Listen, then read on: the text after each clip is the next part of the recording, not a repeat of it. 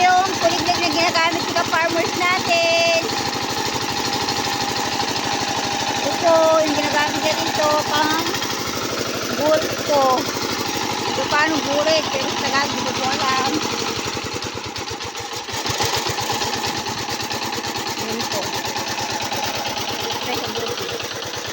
Hindi na sinig na ang araw. Tanghali na po. Kain na po tayong lahat.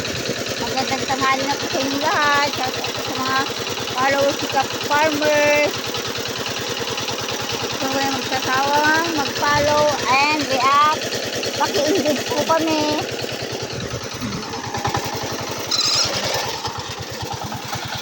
Go na naman po siya.